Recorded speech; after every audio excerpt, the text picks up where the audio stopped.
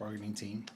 Chief Education Officer Bogdana Chukumba, Chief Talent Officer Ben Felton, who are with me today, as well as Chief of Staff Sydney, and our Chief Labor Negotiator Miguel Peretta is actually on vacation, a well-deserved.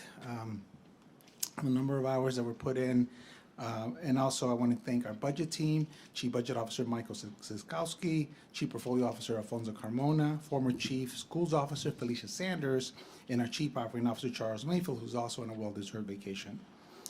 These dedicated professionals have spent close to a year negotiating in good faith, responding to more than 700 proposals and countless counter proposals to get us to this point. I applaud them for all the ways that they prioritize the needs of our students, they stay true to our district's values, and they uplifted our CPS vision of a rigorous, joyful, and equitable learning experience for every child in our district. This team has worked nights, weekends, and holidays, sacrificing time with their loved ones to go and above beyond our staff and students. They have worked professionally, thoughtfully, and collaboratively with integrity throughout the process. And that I know that each of these bargaining teams couldn't do it alone, so I also want to thank the dozens of senior leaders, subject matter experts, principals, and others that participated in negotiations over the past year and have worked hard to get us to this agreement. Everybody, anytime there was a proposal, we had subject matter experts at every single one, whether it was early childhood, whether it was talking about students with disabilities, our English learners, our facilities, our technology. There was always a subject expert there. And again, always with professionalism, always trying to understand what the underlying issues are. I'm glad that we're able to arrive at an agreement that covers many of our different areas. But throughout this process, we not only negotiated in good faith, we also stayed true to our values. That means making sure that we respect the staff, the hard work of our talented and dedicated educators, making sure that our agreement reflects what's actually best for students, not just adults, making sure that we're protecting instructional time during the school day and maintaining a high level of instruction. The reason we are getting record level gains, whether it's proficiency gains and graduation rates, students attending college, is because we're providing more instructional time for our children, and we're doing it in an equitable manner. Making sure that our investments are responsible and sustainable, recognizing that overextending the district not only puts a burden on our children today, but for the future as well. And so we wanted to make sure that, and just to give you context, when we started this process, CTU's initial proposals, and by the way, they made them public. They sent them to multiple stakeholders. They put them on their website. For the first year, their initial proposals were going to cost us $2.4 billion for year one and $10 billion over 4 years. The agreement that right now is on the table, that's our tentative agreement. For year one, the cost will be $120 to $125 million. And $1.5 billion over 4 years. By the way, this is consistent with our 5-year agreement that we had in 2019, which also cost $1.5 billion. And I want to be clear, 80% of the contract cost is the 4% cost of living increases. So that is over 80%. Everything else is phased in and actually very reasonable in the context of the overall cost. And the reason why we talked about being sustainable, when you look at our normal revenues every year, our property taxes, the small increases we get from the state, we still get increases, but they're small, they're sufficient to cover the COLAs and the phased-in costs. We still have a structural deficit that we can talk more in the Q&A, but in terms of the added cost of the contract, that's what we were protecting, making sure that it didn't add to the structural deficit when you look at the revenues that we normally get.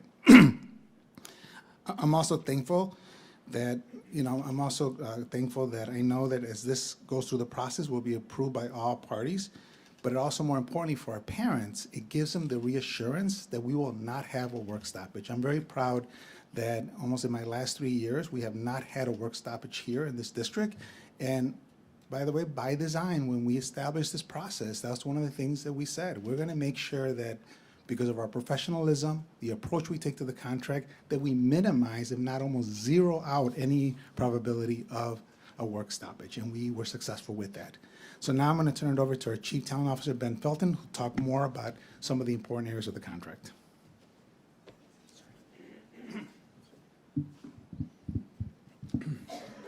Thank you, CEO Martinez. I also want to thank you for your leadership and guidance over the past year, your guidance to our team and support of our team. Thank you, CEO Martinez. Let's talk first about compensation.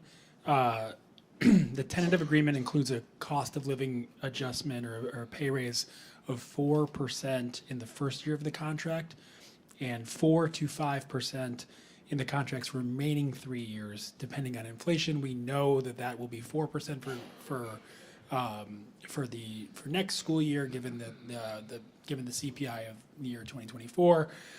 So that's an increase of about 0.5% above last year's COLA of 3.5%. And it's in line with the COLAs that our SEIU 73 members received, and similar to what other unionized workers across the city have received in recent contract negotiations, including the FOP, parks employees, and others. Look, as many of you know, the 4% was our opening bargaining position. We started with our best offer as a signal of respect for our teachers and educators. We didn't want to nickel and dime them. We put our best offer out there, and we're pleased. From the beginning, we were clear that that's what we could responsibly give our educators, given the district's difficult financial situation. Like you've heard me say this before, we were not trying to nickel and dime our teachers. The opposite is true. In fact, these are some of the largest annual raises for CPS educators over the last 13 years, and it's going to maintain CPS's position as one of the highest paid. Our educators' position as one of the highest paid teaching forces in the country, and we're really proud of that. And as the guy whose job it is to fill all of our positions, it gives us a competitive advantage across other suburban districts, parochial schools, and we're really proud that we're in a position to maintain that advantage, but also be responsible about the district's finances. In addition, we also agreed ultimately to increase pay for veteran teachers. Look, our philosophy as a district has always been to front load salary increases as a way to attract new teachers and make sure that we're supporting them in the earlier stages in the career when teacher attrition is higher. And that's been very useful from a practical and strategic standpoint. We're really proud of the teacher retention numbers that we've seen over the past several years. Over 93% of our teachers are staying with CPS, and we're really pleased about that. But we also recognize the value in keeping our longest serving and most experienced educators at CPS rather than risk losing them to the suburbs or to retirement. And so we're grateful and hopeful that this agreement will help us on that front as well. So this agreement also, like I said, includes $30 million for steps and stipends over 4 years, which includes step increases of $19.2 million for veteran teachers and $6.7 million for CTU paraprofessionals, their PSRPs. This was really important to both sides in this negotiation. We wanted to make sure that PSRPs, who really are the backbone of our schools in many respects, are getting fair compensation. And we think that this agreement will help us towards that. And this is, So let me talk a little bit more about additional staffing. On the staffing front, look, our position publicly with you all and privately at the table has been our top priority was to maintain the 7,000 additional staff that we've added to schools since 2019. We wanted to make sure that any additional staffing really met our students' needs, and that we were really making investments that were going to support some of our students who are furthest from opportunity, including our growing populations of English learners in the district and students with disabilities. So in the end, we anticipate that the agreement will increase staffing from current levels by several hundred positions over 4 years. A lot of those positions will be phased in over the life of the contract. And like I said, they're going to be targeted and indexed towards higher needs schools and to serve some of the students in our district who need the most support. And we're really proud of that. The final total will be dependent on district and school level enrollment. But we think it's in several hundred positions over 4 years. This is in comparison to CTU's initial ask, requesting nearly 14,000 additional staff. So we're pleased that we've been able to make targeted and reasonable investments in our staff and staffing levels, but we think we've been able to do so responsibly while looking out for the district's financial health. These staffing categories include additional ELPT teachers, so English language program teachers, depending on student enrollment, additional case managers, depending on enrollment, 30 additional bilingual teaching assistants that would be part of a centralized pool that we could assign to schools who need additional support. For example, if newcomers and immigrants start arriving to schools, that we would have that flexibility to support them. Some additional fine arts positions to support in schools that have an arts vacancy. About 68 additional technology coordinators that would be phased in over 4 years, and giving schools the flexibility to redefine positions to hire 30 additional librarians per year in FY 26, 27, and 28, where we want schools to be able to have the flexibility to hire those additional librarians. And look, we have doubled the number of nurses over the last 5 years. We've made incredible progress on staffing our social workers coming out of the 2019 contract. That was a collaborative effort of the 2019 contract. And so we've made commitments to make all reasonable efforts to continue that progress and redefine making sure that we have a nurse and a social worker in every school by the end of this contract. These are values that were shared between the teachers union and CPS leadership. And then additionally, teaching assistants, some additional teaching assistants to assist in classrooms that have higher class sizes out of existing pot of money that's designated to support classrooms that have higher class sizes. And again, that was a shared goal between CTU and CPS along the way. One other thing that I want to talk about that didn't really get a lot of attention because we settled this pretty early in the contract, but I do think is a significant measure, is expanded healthcare and dental benefits for our employees. We were able to secure additional benefits with no increase to healthcare contributions for staff earning less than $90,000, which is frankly pretty remarkable given the amount of inflation in the healthcare market and all of the healthcare cost increases that employers across the country are taking on. So look, in the end, there's a lot here for all parties to be proud of in this agreement. I'm certainly very proud of the way that our team engaged, and I think we were able to offer a competitive proposal that honors our hardworking educators and does right with our students without adding significant financial distress to the district. So we're very pleased about where that landed, and grateful that we're standing in front of you today without a work stoppage. It's been a shared goal certainly from our team and along with CTU over the past several months. So we're really pleased about that.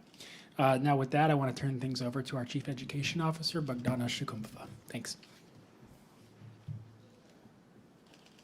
Good afternoon, everyone. Thank you, Ben, and I want to echo Ben's and CEO Martinez's sentiments, expressing gratitude for our team members, our really large team of central office employees, subject matter experts, principals, network chiefs, and everyone else who contributed to providing input and guiding our proposals for solidifying this tentative agreement with CTU. I also want to praise our team for being true to our values and our academic vision for the district. High quality instruction delivered by high quality teachers. An emphasis on instructional time for students to learn and master key core concepts. Robust academic support and interventions to help students get back on track if they're falling behind. And also joyful, rigorous, and equitable experience for all. As you know, the end of these negotiations came down to a handful of issues, including planning time for elementary teachers and also the frequency of the performance evaluations for our educators. Let's talk first about planning time. Planning time is very important, plays critical role in the preparation of our teachers. But we were also really clear that protecting instructional time for our students is non-negotiable for the district. There is no substitute, There is no substitute for the time students spend with a highly qualified, certified teachers. So I am thrilled to say that we were able to agree upon with our partners from CTU on an elementary school day that meets the district's expectations for core instructional time, also for providing holistic experiences for our students, satisfying our district's and state requirement for recess for our younger learners, and also increasing planning time while providing for more consistent implementation for teacher preparation periods across our schools. Under the previous contract, our teachers received 60 minutes per day and also two 15-minute preparation periods per week for a total of 330 minutes per week. Under the new contract, proposed contract, tentative agreement, teachers will receive a consistent minimum of 70 minutes per day, which will total 350 minutes per week.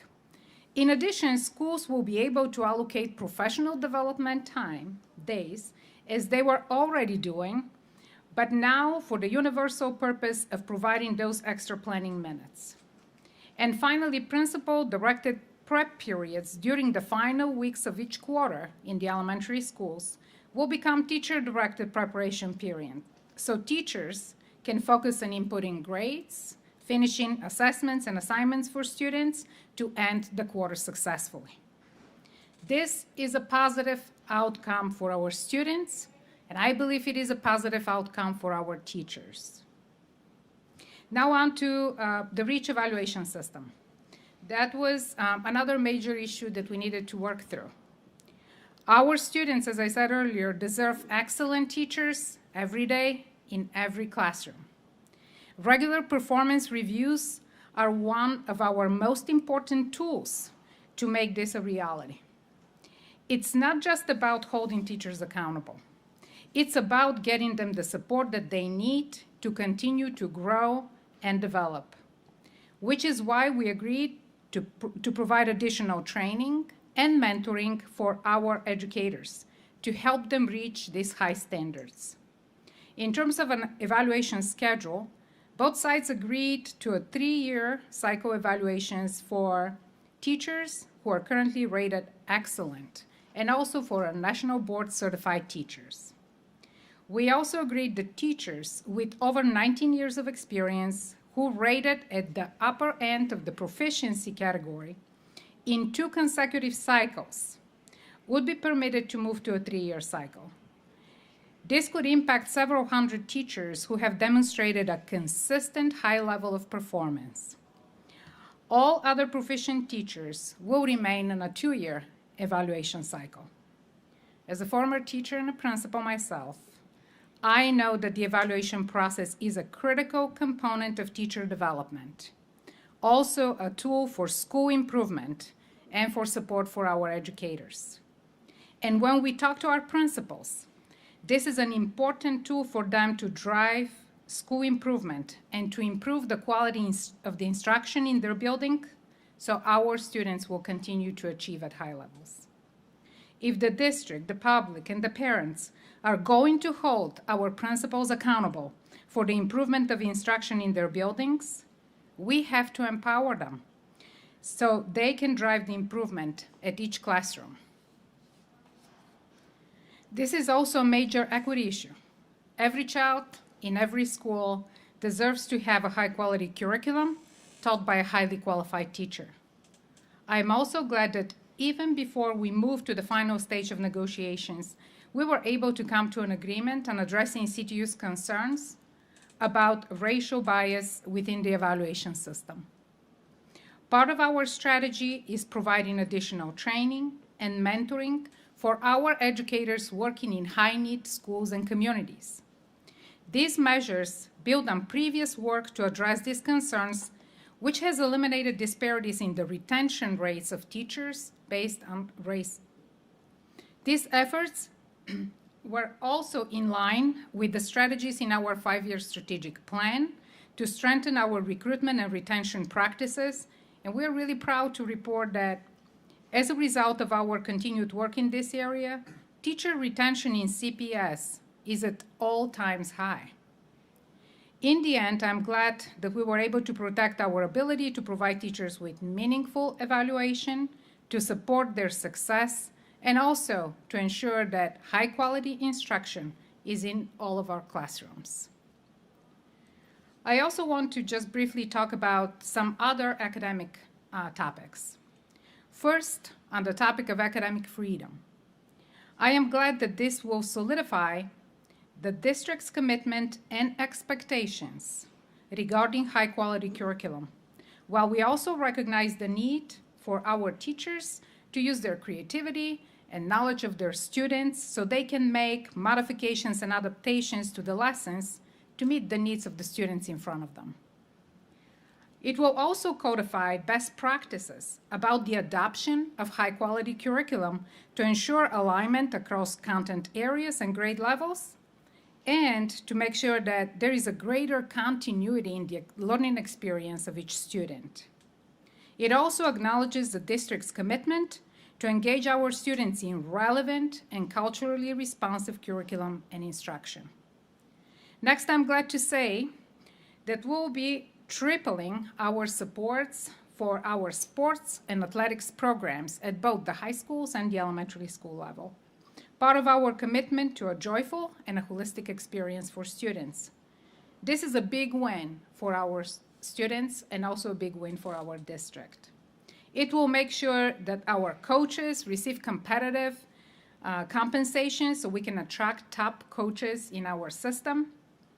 It will make sure that our schools have the funding for equipment, for transportation, for uniforms, or for many other tools that our students need to be successful on the sport field.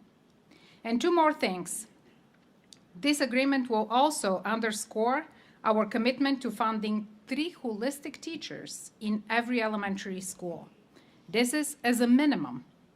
All students will be receiving physical education, arts, and other elective classes like world language or technology or anything else that the school community selects. So again, this is a bare minimum floor of 3 holistic teachers in every school, and this number will increase with increase in enrollment. I said finally several times, but finally, this agreement will allow us to deepen our partnerships with our community organizations throughout the district efforts to expand sustainable community schools. We will be increasing sustainable community schools by 50 at the end of the contract. And in the end, I want to say that I'm very grateful of this agreement that will allow us to maintain high-quality instruction and provide a rigorous, equitable, and joyful experience for all of our students. With that, I'll turn it back to CEO Martinez.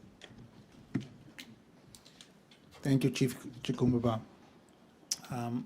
So in terms of next steps, once CTU completes their internal process, I will present the tentative agreement to our Board of Education for their approval. Once approved, the final step will be for the board to pass an amendment to this year's budget to fund the first year of the contract. But as you know, the work is never finished. We are still negotiating with the CPA on an agreement for our principals, and we're about to enter a new budget season facing rising costs and declining revenue, so I know that our finance team will be hard at work to minimize any negative impacts on our school communities. And I know that we'll continue to advocate for federal, state, and the city for the revenue that our students deserve. As we near the end of the journey, I want to say again how proud I am of our team who worked diligently with the integrity to negotiate this contract. I am proud that we stuck to our values and that we succeeded in keeping in the best interest of our students always at the center.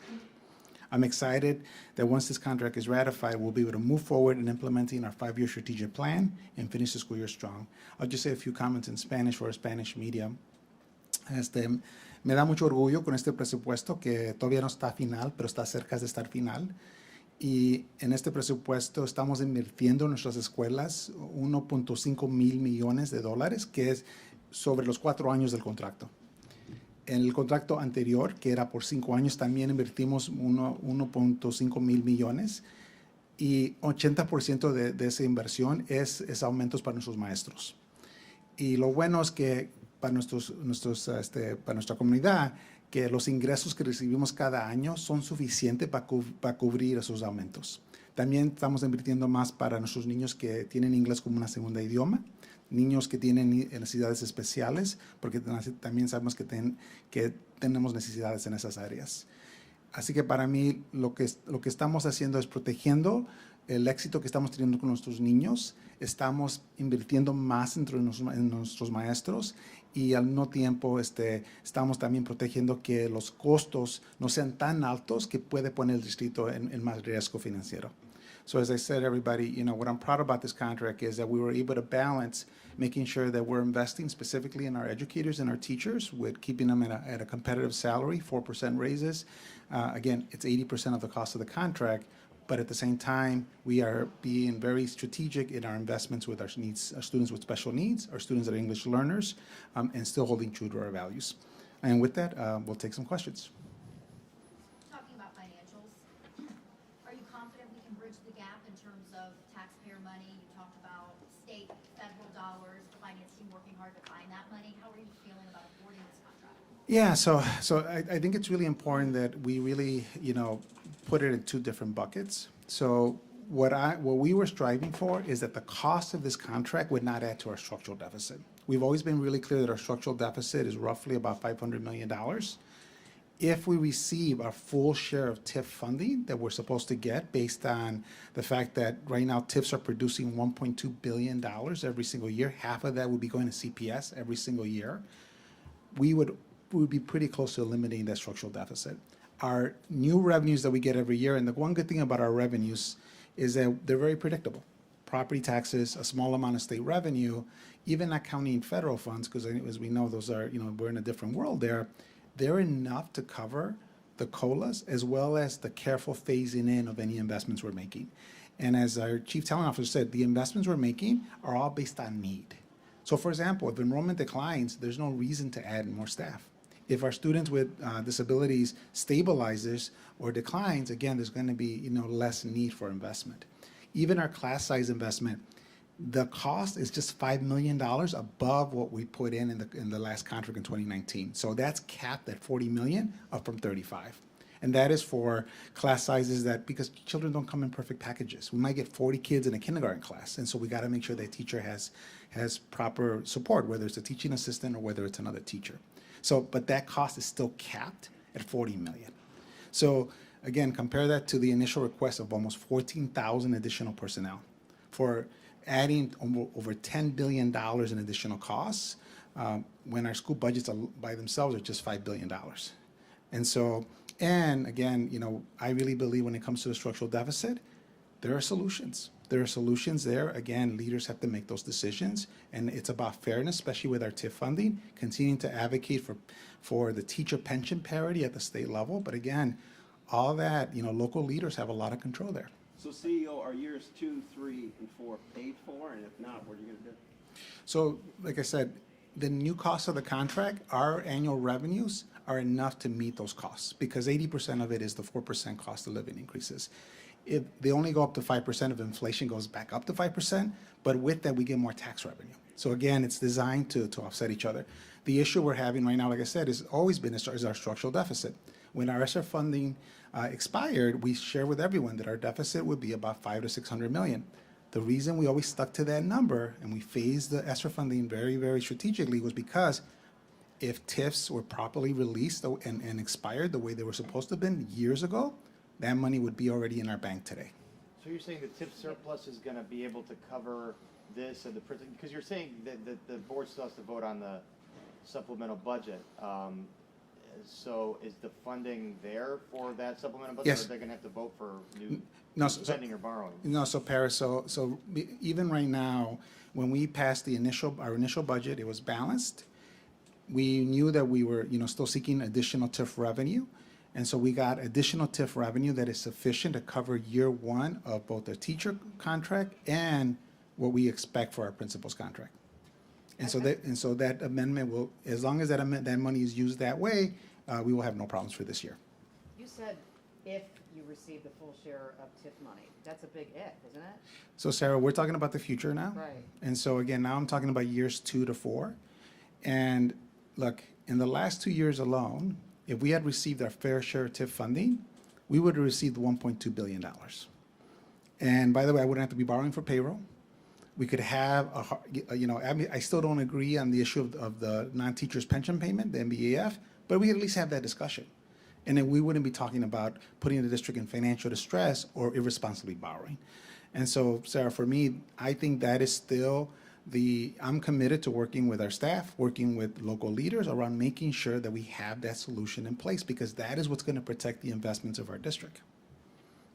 I asked the mayor about this earlier today, and he pushed the question back to you. Mhm. So I know there's a taxpayer concern about paying for not only the contract, but the $175 million pension payment. Can you address that and how the board plans to handle it? Yeah, so again, I'm going to be really clear, like I've always have been.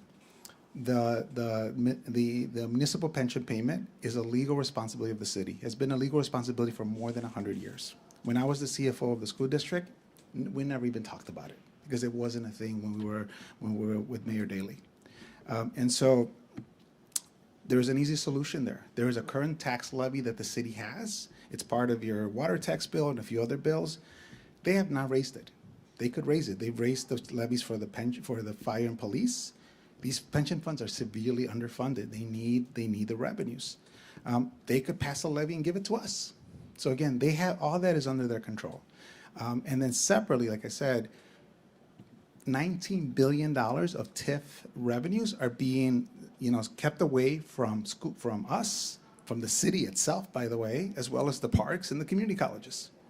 So again, if that can get rectified sooner than later, we would be receiving over $600 million in revenue every single year that taxpayers are already paying today. These are not new taxes. And so solutions are there, and that has always been what this has been about. Not irresponsible borrowing, not taking on obligations that have not been our legal liability. Again, we're happy to take on, morally an obligation because our staff are part of that pension fund, but give us the revenue source that you have the power to provide, which is, again, they have a current levy and they can always establish a new levy. The contract went from, you said, from the teacher's offer from 10 billion to 1.5 billion. So how much of this contract, or the percentage of this contract, is what you originally offered a year ago? So Sarah, most of our proposals go way back. So first of all, let me even go back a little bit. We showed our cards, back in the spring, even before proposals even were provided to us. We shared with the mayor, the CTU staff were there in the room, that we were looking at 4% raises. Why? Because, as our town officer said, I am proud of the fact, I have 3 sisters that are teachers in our school district, long-term teachers. I am proud of the fact that our school district has one of the highest retention rates for teachers. By the way, no race gaps. I am proud of the fact that we're recruiting 1,500-1,600 teachers a year, and we're outperforming every other large district in the country when it comes to those measures and the lowest turnover. And so it is having our competitive edge of making sure our teachers are well compensated. So that 4% was always planned from the very beginning. The other proposals, and then we formalized that in September, and that was very public. We've given staff updates on a regular basis, always being very consistent of our proposals. Many of the proposals that you're seeing today go way back months ago. Sports, we agreed to that back in the fall. So again, these are things that we said, look, we shared a common understanding and need, and so let's just agree to this. When we started this process, it was always with the goal of, there's no reason to be combative. There's no reason to be unprofessional. There's no reason to be disrespectful. And look, the only time that you've seen us really, say, raise my voice a little bit, I know Melissa's looking at me, has been, around, making sure that, we clarify any misinformation, because that's not fair to our staff and that's not fair to our parents for people to be, just giving misinformation. And that's what you've seen us do, is always correct misinformation. But our stance is, Sarah, consistent for the last, almost a year. The mayor is taking credit for getting both parties together and says that he's the one that kind of, gave it the final push to both of you to settle this thing. How much of a role did he play in getting this contract done? The only thing I'll say, Sarah, is I am grateful that I finally saw a sense of urgency in the last couple of weeks, because we weren't seeing that for the last few months. Many times when our staff would show up and literally they're sometimes waiting for hours, we're waiting for somebody to respond to them. And so I am just happy that whatever it took to create more urgency, I welcome it, because again, this deal should have been dealt with, we should have had this contract months ago. So the mayor said today that the vast majority of the board members actually support CPS paying MEAF, and that he's going to continue to work with board members. Are you worried about the city continuing to force the board to vote for MEABF through the budget amendment? I am worried about any plan that would be irresponsible and putting the district in financial distress. So if you really want to create a strike, you want to really create, more our enrollment even as of today is stable. We're stable at 325,000 students. We have not seen this level of stability in decades. So if somebody wants to risk that, again, I just think it's a warning for all of our taxpayers. It's a warning for all of our parents. It's a warning for all of our staff. And so it's irresponsible. There are solutions, and in fact, solutions that, by the way, he campaigned on. So again, this is for me is a lot of us, a lot of stress that should not be created. Do you expect that vote to be soon? And if so, do you expect, if that he does continue to force that payment to potentially result in a strike? I can tell you right now that I don't see any risk for this school year at all. Our elected board members have taken a strong stand. The money that we have is there to pay for year one. I have no worries about this year. My worries are all about the future. All right. Thank you, everyone. Thanks.